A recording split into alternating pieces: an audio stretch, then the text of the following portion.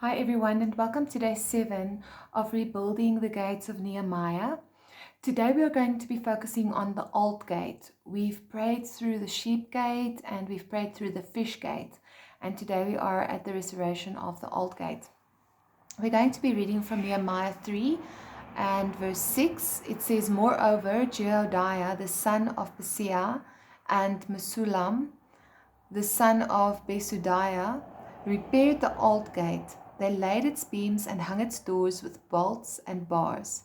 And next to them, Melatiah the Gibeonite, Jadon the Meronite, the men of Gibeon and Mizpah repaired the residence of the governor of the region beyond the river." Now, the Old Gate has very specific significance. It represents a place of old wisdom and or ancient wisdom, if I can put it that way. It was the place where the elders got together and they discussed community matters, they settled disputes, there were certain judgments made at the Old Gate. And it is also the place where Ruth was redeemed by Boaz. And it's mentioned in Joshua 20 verse 4 as a place where people who had accidentally killed someone may go as a refuge from the avengers of blood. So it speaks of redemption in a big way. Now, I've got so much that I want to tell you regarding this, because when we look at the Old Gate, we see many things. But let's start with the fact that it's a place of ancient wisdom. That means that the Old Gate is the place where we go back to our roots, and our roots lie in God because we come from Him. So our original intent, who He made us to be, is found at the Old Gate and restored at the Old Gate.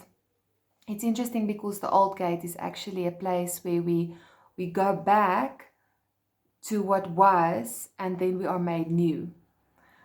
Because we were perfect when God took us from Himself and breathed His breath in our lungs and we came alive. We were created perfectly in the original intent that He has for us.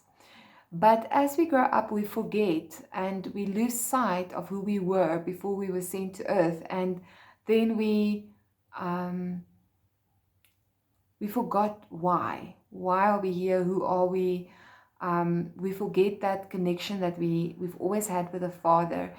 And then we need to go back to the ancient truth of God to be able to see who we actually are and become that again. And then we are the new creation, which is actually the creation that we've always been. When God says, before I formed you in your mother's womb, I knew you. We have to go back to that place. And when we go back to that place, then we become new, but we become who we've actually always been. I hope that makes sense. So let's look again at what we are doing. We are restoring the gates and the walls of the holy city, which is our lives, and we are looking to rebuild peace and truth in our lives, and we are looking to building a place where we are sanctified. And the Lord has given each of us specific markers or points or topics, specific things that we are praying through.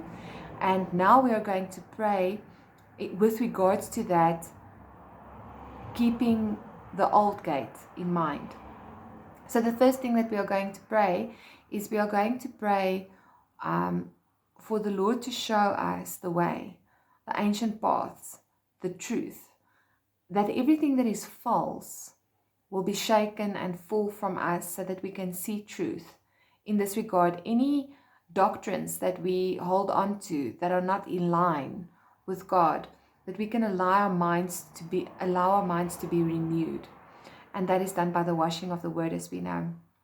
And then also, it is a place where we become new. We are a new creation, and I'd like to read you a scripture in 2 Corinthians 5, verse 17. This scripture is, to me, where we should get at when we look at the old gate. 2 Corinthians 5:17 says, therefore, if anyone is in Christ, that is, this is the Amplified, grafted in, joined to him by faith in him as Savior, he is a new creature, reborn and renewed by the Holy Spirit. The old things, the previous moral and spiritual condition, have passed away. Behold, new things have come, because spiritual awakening brings a new life. But all these things are from God, who reconciled us to himself through Christ, making us acceptable to him, and gave us the ministry of reconciliation. So if we look at the old gate, the first thing we have to realize is that the old gate is a place of redemption. It is a place where we can run to when we have blood on our hands. At the fish gate, or at the sheep gate, we came to Jesus and said, you are the only way, Jesus. You are our high priest. You are the lamb that was slain. We give this process to you. At the fish gate, we extended that mercy to others. And we also looked at Jesus being the King of Kings in our lives and not giving in to corruption. Where we stand in authority, we allow ourselves to misuse that power to gain something through it. And now at the old gate, we are at a place where we stand in obedience under the King of Kings. We stand under the redemption of Jesus the Savior. And we ask the Lord, what is the path that I must walk? What are the ancient ways? How do I get back to my roots? How do I get back to what is true and what is real and what will bring me peace? And then I'm sorry, I'm just thinking of if there's anything else I want to say before I continue to the next matter. The fact that this was the place where the elders got together and discussed this, matters and settled disputes, it means that this is a place where we submit under elders. We submit under ancient truths. We submit. And if we look at the word and what it is that the word says, we submit under those truths. So if you in your life have been rebellious and you have not wanted to, you were not teachable, and you have followed your own head, and people around you warned you and you didn't listen, this is the place to repent of that. This is the place to ask the Lord who your elders are if you don't know. Who is it that you should be submitted under? We are all submitted under God. But he also gives us elders, people with wisdom beyond our years and who can lead us. And are we following that leading, or are we being rebellious? When we follow that leading, then it brings us to a place where we can walk into obedience. And as we do, it means that we can come to a place where we truly are redeemed, where we truly are walking that redemption out, where we don't have blood on our hands anymore, where we are free of the past, and where we are a new creation. Now, there's something I want to share with you with regards to being a new creation. We know that as long as you hold on to the old life, you cannot grab hold of the new life. As long as you hold on to the sin in your life and certain ways that you should let go of, you cannot grab a hold of the new covenant. As long as you are trying to be self-righteous, you cannot grab hold of the righteousness of God. As long as you are under the law, you cannot be under grace. So we have those two continuously standing against one another. But in that, we must realize that as long as we stand in the old, the enemy has a right on us. When we stand on self-righteousness and on the law, and we want to be righteous in our own right, and we do not want to follow the old paths, and we do not want to submit under the righteousness of Christ, and we do not want to submit under God as our King and our Savior, then we are going to be in a position where the enemy has a legal right on us, because then he can accuse us. He is the accuser of brethren, and he comes to accuse us. But the old gate is the place where we can be free of accusation, where we can be free of our old life, and where we can be redeemed as Ruth was, where we can be redeemed as the sinner was who slayed someone by accident and had to run. It can be a place of refuge for you. If you are prepared to grab hold of the new, if you are prepared to grab hold of the new covenant, the covenant of love that Jesus brought for us, and still in that covenant, he perfects the law. But we live from a place of freedom, where we follow the Holy Spirit and the Word of God into the new, where we are that new creation. If we look at a butterfly, we see that a butterfly, it's not just when they go from a caterpillar to a butterfly, it's not just a caterpillar with wings. The DNA of the butterfly changes in the cocoon. It becomes a new creature. And it's the same for you and me. The old gate is the place where we are challenged not just to receive the acceptance of God in our lives and for our specific circumstances, not just asking him to be king, but to truly be renewed as a new creature. That means new thinking, new actions, new speaking. So today, in the area that the Lord has shown you to rebuild, go and ask yourself, what am I speaking? What am I thinking? And what am I doing? Or am I renewed in those areas? And where you are not renewed in those areas, repent and be renewed by the washing of the word. Ask the Lord to help you to be renewed in those areas, so that you can walk into the fullness of what God has for you. And then there's one more point that I need to stress, and that is in verse 7. It says, and next to them, Melatiah the Gibeonite, Jadon the Meronite, and the men of Gibeon and Mizpah repaired the residence of the governor of the region beyond the river. Now, I don't know what all those names mean, but I know Mizpah. I've heard of Mizpah before, and I wanted to go and research what Mizpah is and why it was significant here. Because when it says that the governor of a region, that his residence was restored, that to me is important, because the governor of a region has authority, and there's also spiritual authorities that we must be aware of. And the fact that it was the residence, that word is actually throne. The throne of the governor was restored by the people, and one of the people was the people of Mizpah. And Mizpah is mentioned where Jacob and Laban made an agreement with one another. And then they made a Mizpah, they made a watchtower. They placed stones on top of one another to say, this is a sign of a watchtower to signify that God is the witness. He watches over this agreement that we've made with one another. He watches over this promise. He is the watching witness of the promise that we've made. It was only the two of them, and so they asked God to be a witness for them.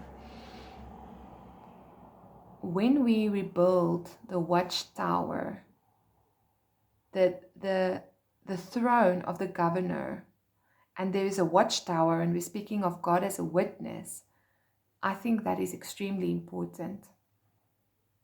And I want to encourage you, as you rebuild the old gate, and as you come in a place where you ask yourself whether what you say, what you think, and what you do, whether those three things are in line with heaven, and whether or not, to repent and to make an agreement to say that that is your intention, is to speak, think, and do in accordance with the truth, in accordance with God, who is the one who knows the ancient way, who is the truth, who is the life. when you do that, you are actually building a watchtower. You are saying, Lord, witness me. Be my witness in this regard. And what that means is, now you have come before the Lord and you have said, Lord, I want to change the way that I speak regarding this situation. Let's say, for instance, it's a situation where you are being accused of, the situation that God has given you to pray through is your job, right? And you are in a place where you are among many unbelievers and you are constantly having to stand for your faith. And now you come and you say, Lord, I want to be a new creature. I'm a new creation, and therefore the way that I speak, do, and act and think at work, I'm sorry, I've been bad-mouthing the people that don't believe in you, and I haven't been showing them Jesus. But I want to change. But will you witness this promise with me, and will you witness of me? And when I'm in their midst, will you be my witness? Because when you do that, then the Holy Spirit comes and He witnesses of your agreement with God in power. Then you are not just walking in religion, you are walking in the power of the Holy Spirit, who walks with you as a witness, because the Holy Spirit is the witness. I've just mentioned one example. The examples are so many. There are various ways in which God can witness of you. I want to encourage you to stand at the old gate, to pray for the repairs in your own life where you haven't thought, done, and spoke according to what is true, according to what is peaceable, according to the new creature that you are. And that you will make an agreement and say, Lord, please will you be my witness regarding this agreement, that I will keep to these things. Give me the grace that I need, and then walk it out. Do it. Know that if you ask God to be a witness, you better be serious about being sanctified and holy.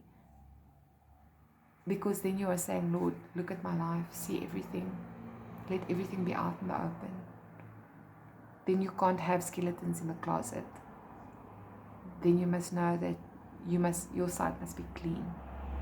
But redemption is found at the old gate, and disputes are settled there. I hope that this blesses you. I realize it's quite a difficult message to bring together, and there are many different aspects to it. But I truly believe that we have been made to be new creatures, and that happens at the old gate. And I believe that the Holy Spirit will lead you in praying through the old gate. If you don't know what to pray, just close your eyes and ask Him to help you. I'm going to pray for us now. Lord, I just want to come and I want to ask you to be a witness of this word. Holy Spirit, will you come and will you witness of this word by releasing your power, your grace, your truth over every listener, touching their mouths, their thought life, their hands, so that they can start to do, to speak, and to think as you do, and be the new creatures that you have made them to be. Thank you, Lord, that you make us new. Help us to let go of the old and grab hold of the new as we go back to the beginning to find out who you are and who we are. And as we rebuild this gate, I pray, Father, that we will be able to stand and that we will be able to settle disputes and that we will be able to make agreements and know that you are the witness, you are the watchtower, you are watching over us. We love you. In Jesus' name, amen. As I pray, there's something that comes to mind that I just want to share with you. When you have an old mindset, but you have been made new, you limit yourself because you think that you can't do certain things. You think that you are a certain way, but you're not. You've been changed. Grab hold of that. As a man thinks in his heart. So easy. That also means as you think of yourself. So if you think you can't do something, you can't. If you think you can, you can. See yourself as that new creature. Pray through this gate until you can. God bless.